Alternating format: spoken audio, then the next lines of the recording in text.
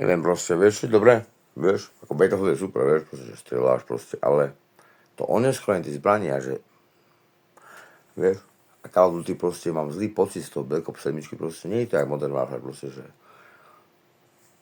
2009, vieš, proste, že strieľaš proste a cítiš môže zasah proste, ale ten maratón proste, vystrelil si a cítil si tú ranu proste, ten zasah proste, cítil si, vieš, proste úplne to bolo super proste, vieš, bolo to super proste. A mi sa to páčilo proste. Ten maratón bol akože, ten engine maratónu je veľmi dobrý, grafika je úplne super, vieš. Bože, aj také troška farebné, ale absolútne mi to nevadí proste. Grafika bola, že thank you Sony. Proste Battlefield je teraz taký spomalený pohyb tam, vieš, taký už je, cítim sa taký, aký mám na sebe, more. Fakt, keby som behal proste s Rusakom proste, čo má 100 kg proste, Battlefield je v tomto zle, vieš. A prečo mám hrať za ženu?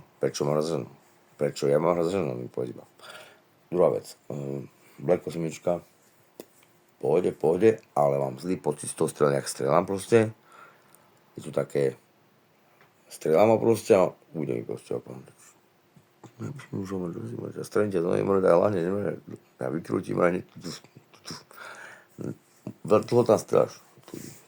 Black Ops 7, a oni si dajú také kúpené veci, proste tam je, že pay to play, nie, jak sa to povie.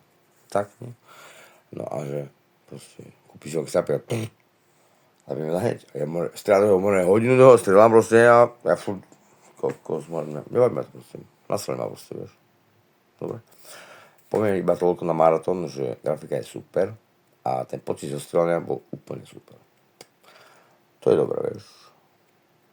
Je to ružové, je to feministická, no, bohužiaľ, no.